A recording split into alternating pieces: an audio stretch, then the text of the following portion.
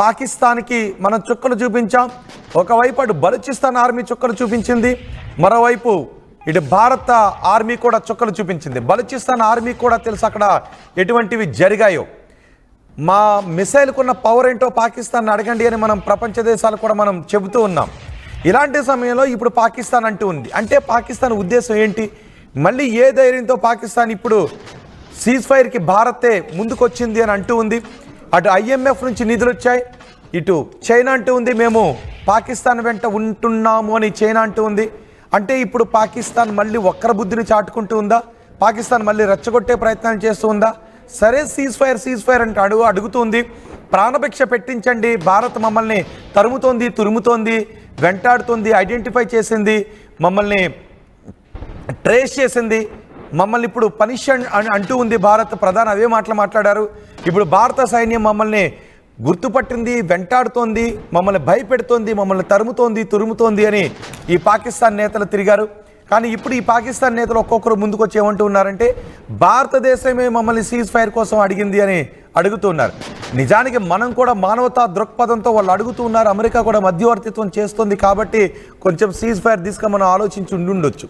ఎందుకంటే యుద్ధం కలిగించే పరిణామాలు ఎలా ఉంటాయో పాకిస్తాన్ కొట్టేయచ్చు కాక, కానీ యుద్ధం మిగిల్చే చేదు అనుభవాలు ఎలా ఉంటాయో మనం చూస్తూనే ఉన్నాం. అటు గాజాలో చూస్తూ ఉన్నాం, ఇజ్రాయెల్లో మనం చూస్తూ ఉన్నాం. ఇలాంటి నేపథ్యంలో యుద్ధం జరిగితే రెండు దేశాలకు కూడా ఎంతో కొంత నష్టం ఉంటుంది. కాబట్టి సర్లే పాకిస్తాన్ మనం ఆర్థిక శక్తిగా మనం ముందుకు ఎదగాలని అనుకుంటూ ఉన్నాం. నిజానికి పాకిస్తాన్ యుద్ధంతోనే కొట్టాల్సిన అవసరం లేదు.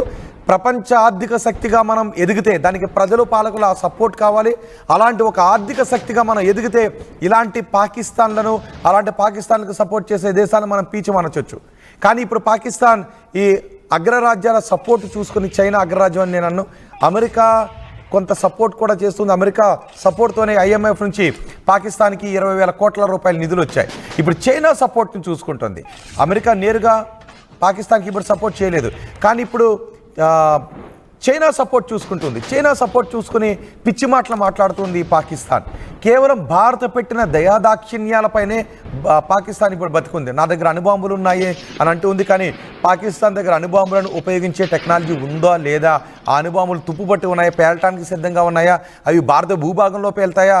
లేదంటే సన్నగా చీలిక మాదిరి ఉన్న, తేగబద్దలాగా ఉన్న చీలిక మాదిరి ఉన్న పాకిస్తాన్లో అది ప్రయోగించిన వెంటనే పాకిస్తాన్లోనే పేలిపోయి పాకిస్తాన్నే అంతం చేసేస్తుందనే ఇన్ని డౌట్స్ మధ్య సర్లే సీజ్ ఫైర్ తీసుకు వెళ్దాము అని అనుకుంటూ ఉంటే మానవతా దృక్పథంతో ఈ పాకిస్తాన్ ప్రేరేపిత నాయకులు అంటూ ఉన్నారు, మతి చెడిన పాకిస్తాన్ నాయకులు అంటూ ఉన్నారు, భారతే మమ్మల్ని అడిగింది కాల్పుల విరమణకు అంగీకరించండి, కాల్పులను ఆపేద్దామని భారతే మమ్మల్ని అడిగింది అని ఈ ఔరంగజేబ్ అంటూ ఉన్నాడు. ఒకసారి ఔరంగజేబ్ ఏమన్నాడు విందాం.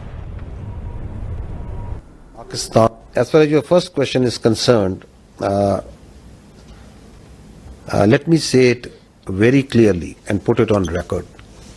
Pakistan never requested.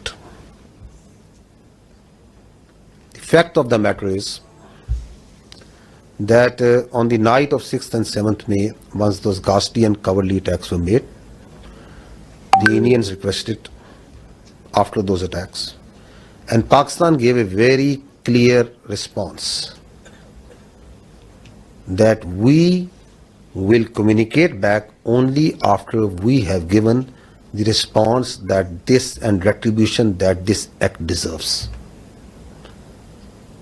As far as your first విన్నర్గా మాటలు Pakistan DG, inter services public relations DG Ahmed Sharif మాట్లాడుతున్నాడు. భారతే మమ్మల్ని కాల్పుల విరమణ దిశగా అడిగింది అని. ఇంతకు ముందు మనం చూసాం ఔరంగజేబ్ మాట్లాడిన మాటలను కూడా. పుల్వామా అటాక్ మా వ్యూహాత్మక చర్య అని ఔరంగజేబ్ అన్నాడు.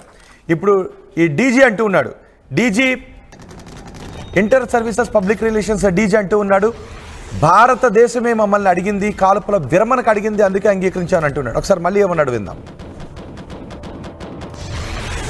As far as your first question is concerned, let me say it very clearly and put it on record. Pakistan never requested. The fact of the matter is that on the night of 6th and 7th May, once those ghastly and cowardly attacks were made, the Indians requested after those attacks. And Pakistan gave a very clear response that we will communicate back only after we have given the response that this and retribution that this act deserves. విన్నర్గా Pakistan DG inter services public relations DG Ahmed Sharif ఏమన్నాడు విన్నారు కదా, మేం Pakistan never requested అంట, పాకిస్తాన్ అడగలేదు అని అంటున్నాడు. పాకిస్తాన్ ఎప్పుడు అడగలేదు కాల్పుల విరమణకు పాటించండి అని, భారతదేశాన్ని మేము రిక్వెస్ట్ చేయలేదు, ఏ దేశాన్ని మేము అడగలేదు అని అంటూ ఉన్నాడు అహ్మద్ షరీఫ్ అంటూ ఉన్నాడు. అహ్మద్ షరీఫే కాదు, ఏకంగా పాకిస్తాన్ ప్రధానమంత్రి కూడా ఆ రోజు కొన్ని వార్తలు వచ్చాయి, పాకిస్తాన్ ప్రధాని భయంతో బంకర్లో దాక్కున్నాడనే వార్తలు కూడా వచ్చాయి. దాన్ని బలూచిస్తాన్ కూడా అన్నింది.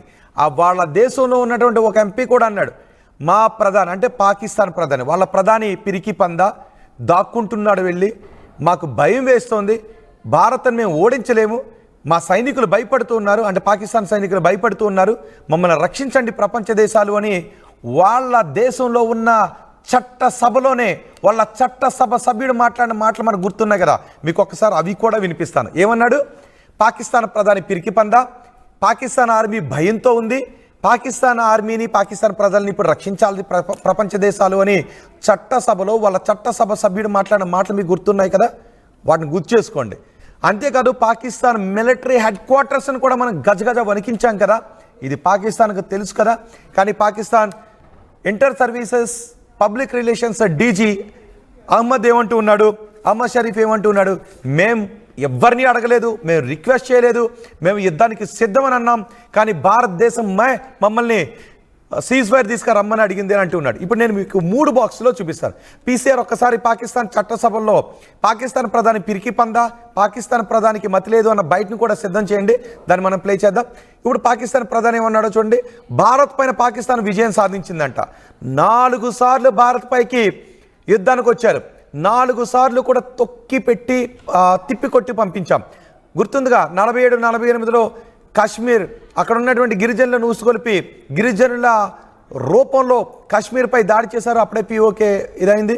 కానీ అప్పుడు మనం గెలిచినప్పటికీ పీఓకేని అప్పటి పాలకుల నిర్ణయాలతో వదిలేయాల్సి వచ్చిందని అంటూ ఉంటారు.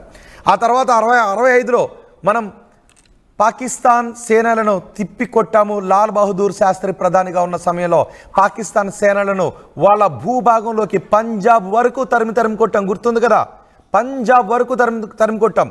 ఇప్పుడు పాకిస్తాన్లో ఉన్న పంజాబ్ ప్రావిన్స్ గుర్తుంది కదా, అక్కడ వరకు తరిమి కొట్టాం. ఆ తర్వాత ఒక ఒప్పందాన్ని చేసుకున్నారు మళ్ళీ వచ్చి. ఆ తర్వాత 71లో గుర్తుంది కదా, పాకిస్తాన్ తోక జాడిస్తే ఒక తూర్పు పాకిస్తాన్ లేకుండా చేసి పారేశాం. మళ్ళీ 99లో తోక జాడించారు కార్గిల్లో, తరిమి కొట్టాం, కొండ అవతలకి తరిమేశాం పాకిస్తాన్ సేన, భయంతో వెనుదిరిగి పారిపోయారు. మళ్ళీ ఇది 2025లో పెహల్గాం మధ్యలో చాలా మారణ హోమాలకు పాల్పడ్డారు, మళ్ళీ మాట్లాడదాం. 2025లో పెహల్గాం ఘటనకు మనం ప్రతిగా ఆపరేషన్ సింధూర్ని ప్రారంభిస్తే పాకిస్తాన్కి ముచ్చెముట్టలు పట్టాయి. మనం నీళ్లను ఆపేస్తే పాకిస్తాన్కి గొంతెండిపోయింది. ఇప్పుడు పాకిస్తాన్ భయంతో అల్లాడిపోతూ ఈ పిచ్చి మాటలు మాట్లాడుతూ ఉంది.